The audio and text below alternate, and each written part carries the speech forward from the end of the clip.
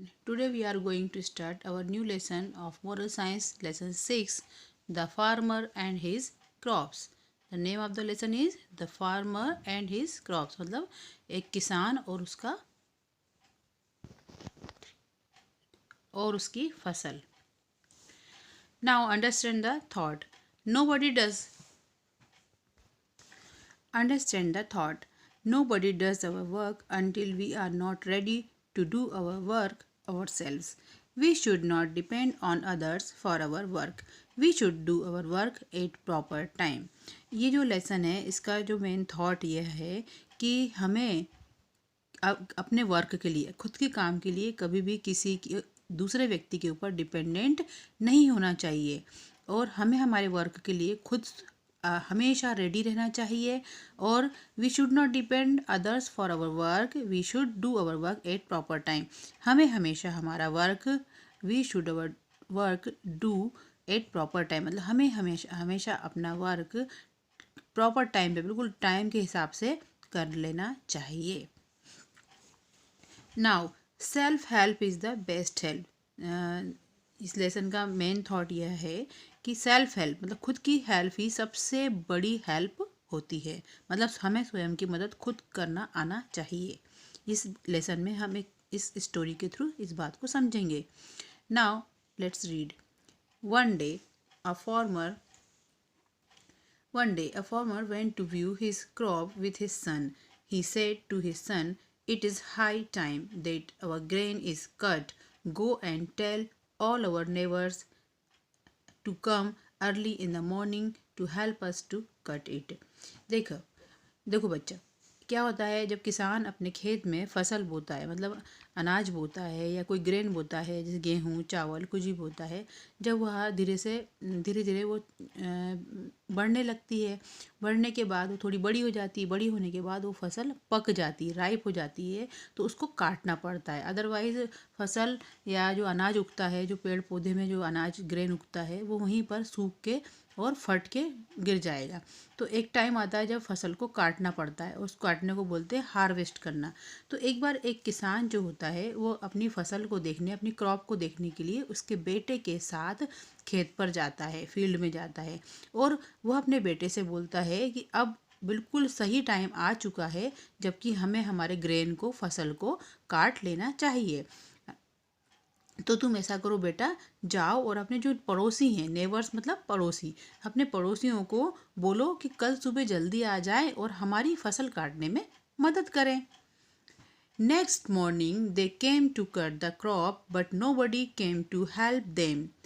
Crops are going to destroy and nobody came to cut it. मतलब इसका मतलब क्या है कि नेक्स्ट मॉर्निंग जब बेटा और उसका जो पिताजी फार्मर मतलब किसान, वो दोनों जब सुबह आए तो देखते हैं वो कि कोई भी उनकी मदद करने के लिए नहीं आया. Crops are going to destroy and nobody came to cut. Crop क्या होने लगी, लगभग डिस्ट्रॉय मतलब होता है नष्ट होना.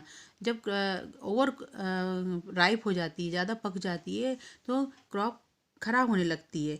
पर यह इतना सब होने के बाद भी कोई भी हेल्प करने को नहीं आया. There is not a moment to be lost. We cannot depend upon our neighbors. We must call all our relatives. You run now and call all your uncles and cousins, and tell them to be there early morning tomorrow to begin the harvest, said the farmer to his son. अब क्या हुआ, जब सबसे पहले किसके पास गए, किसको बुलाने को बोला किसान ने? सबसे पहले उन्होंने नेबर्स मतलब पड़ोसियों को, आस पड़ोसियों को बोला कि फसल काटने के लिए आ जाए, पर कोई नहीं आया. तो किसान क्या बोलता है अपने बेटे को कि अब तुम ऐसा करो कि नेबर्स तो नहीं आए, अब तुम्हें क्या करना चाहिए कि अपने रिलेटिव्स को बुला के ले आना चाहिए.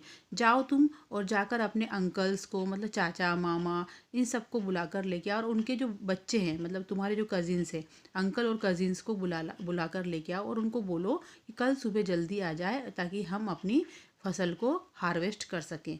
हमारी जो अनाज है उसको हार्वेस्ट मतलब काट सकें. हार्वेस्ट करना मतलब फसल को काटना. Said the farmer to his son. ऐसा किसने बोला? फार्मर ने अपने बेटे से बोला कि अपने पूरे जितने भी रिलेटिव्स हैं उनको बोल दो कि कल सुबह आ जाए फसल कटवाने के लिए.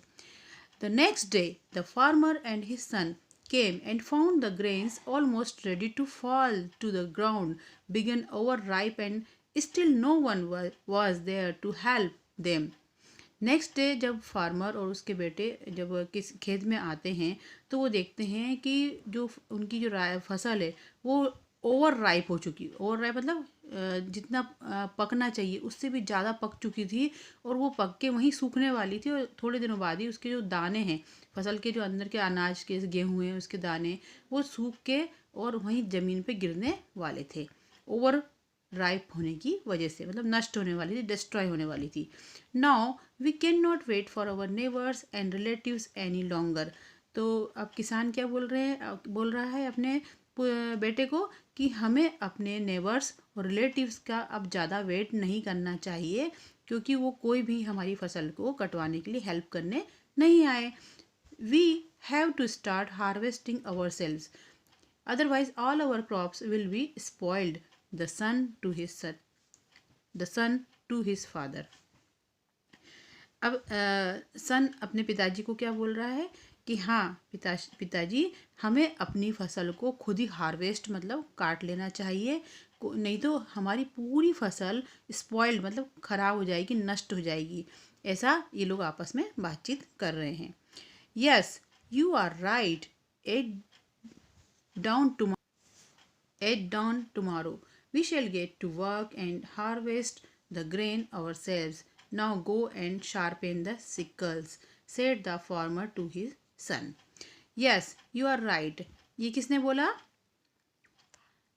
फार्मर ने अपने बेटे को बोला और कहा कि हमें हमारी फसल खुद ही काटना है, तो हमें क्या करना चाहिए, अब कल आकर अपनी फसल को काट लेना चाहिए। अब तुम ऐसा करो, जाओ और अपनी सिकल मतलब हंसिया, आप लोगों ने बच्चों देखा होगा ना कि हंसिया होता है जिससे फसल को काटी जाती है, तो वो हंसिए को, सिकल को जाके शार्प करो, मतलब उसमें धार कर लो तेज, ताकि हम कल अच्छे से जल्दी जल्दी फसल को काट सकें। Said the farmer to his son, ऐसा किसने बोला? फार्मर ने अपने बेटे से बोला।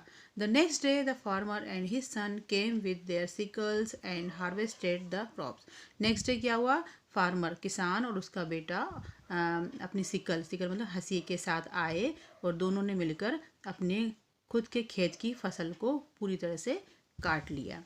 ठीक है, तो बच्चों आपको कहानी समझ में आई? इस स्टोरी से क्या समझ में आया कि हमें अपना काम खुद करना चाहिए। एजुकेशनल वैल्यू क्या है? सेल्फ हेल्प, मतलब हमें खुद की मदद खुद ही करना है पहले, तभी दूसरा व्यक्ति आपकी हेल्प करेगा।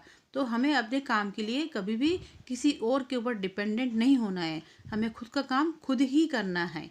ठीक है, the moral of the story is, this is the moral of the story, this is the moral of the story. Nobody does our work until we are not ready to do our work ourselves. We should not depend on others for our work. We should do our work at proper time. From here the lesson is finished. You will get the PDF of question, answer and book exercise of this lesson on WhatsApp. Thank you.